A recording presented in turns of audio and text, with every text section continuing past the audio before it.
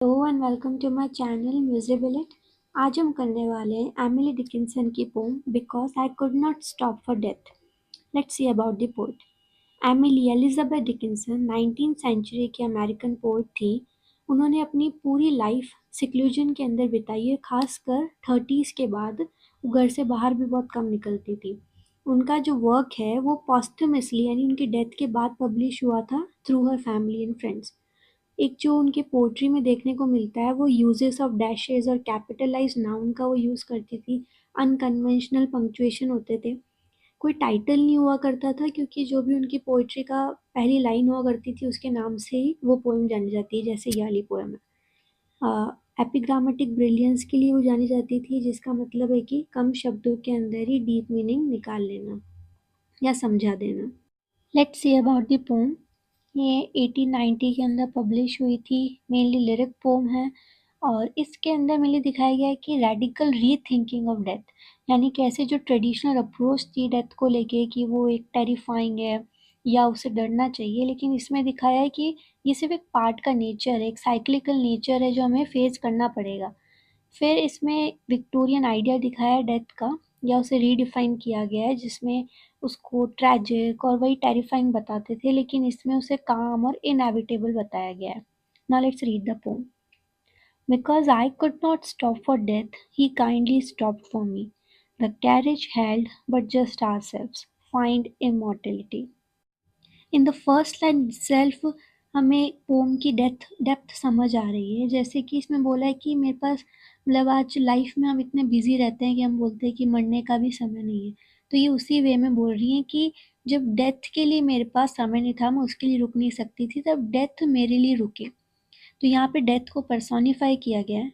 वो एक कैरेज के अंदर आए हैं, बग्गी होती है, कैरेज में आए हैं और उस कैरेज में सिर्फ वो दोनों बैठे हैं और इमॉर्टलिटी है, क्योंकि हम मानते हैं कि बॉडी तो मॉर्टल है लेकिन सोल इमॉर्टल है, एटर्नल लाइफ है। तो इमॉर्टलिटी है, वो दोनों ही सिर्फ उस कैरेज में है।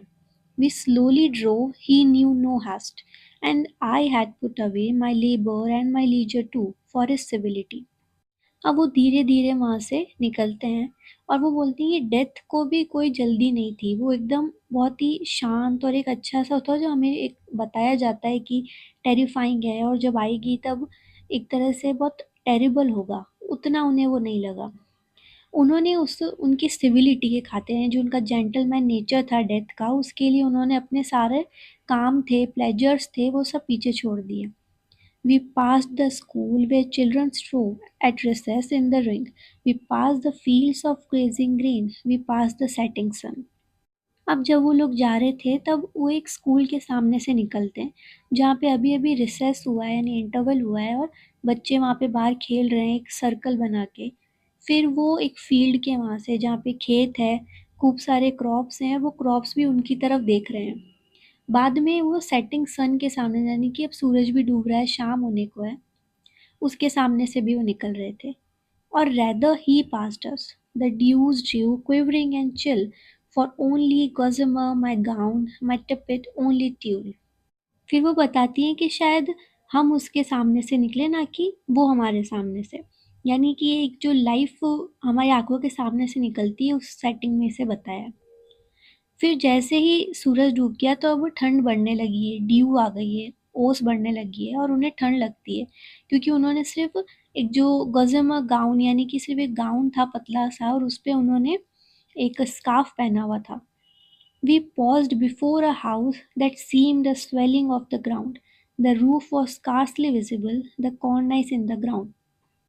अब वो एक घर के पास रुकते हैं आके। वो बोलते हैं कि वो घर एक ऑर्डिनरी घर जैसा नहीं था, उसका जो ग्राउंड है वो स्वेल किया हुआ था, यानी कि यहाँ पे जो चीज़ बता रहे हैं, जो हाउस है, ये कॉफ़िन के बारे में बता रहे हैं। तो जो कॉफ़िन था वो स्वेल हुआ रहता है ऊपर से, तो वैसे ही उसे हाउस का मेटाफर दिया गया है। जो रूफ़ थी उसकी वो भी स्कार्सली विजिबल, कि रूफ़ तो दिख ही नहीं रही है, और साथ में जो सीलिंग थी वो भी ग्राउंड के अंदर है। तो ये पूरा उसका सेटिंग बताई है। Since then, 'tis centuries and yet feels shorter than the day I first surmised the horses' heads were towards eternity. उस दिन के बाद से, यानी कि जब से अब वो ग्रेव की बताई थी हमें, यानी कि अब वो डेथ उन्हें लेके गई है और ग्रेव तक उन्हें छोड़ा है, ग्राउंड तक। पर वो बता रही है कि उस बात को सेंचुरीज बीत चुकी है, लेकिन अभी भी ऐसा लगता है कि सिर्फ एक दिन ही बीता है। और ये जो दिन है, ये उन्हें अब जाके ऐसा महसूस होता है कि जो डेथ के हॉर्सेस थे, जिस चैरिट में वो आए थे, वहाँ के जो हॉर्सेस थे, वो एटर्निटी की तरफ मुझे लेके जा रहे थे। ये पोम यहाँ खत्म होती है। अब हम देखते हैं कि कैसे जब डेथ आई, तो जो जो चीज़ें उनकी आंखों के सामने से निकल रही थी, वो एक साइक्लिक नेचर बता रही है लाइफ का।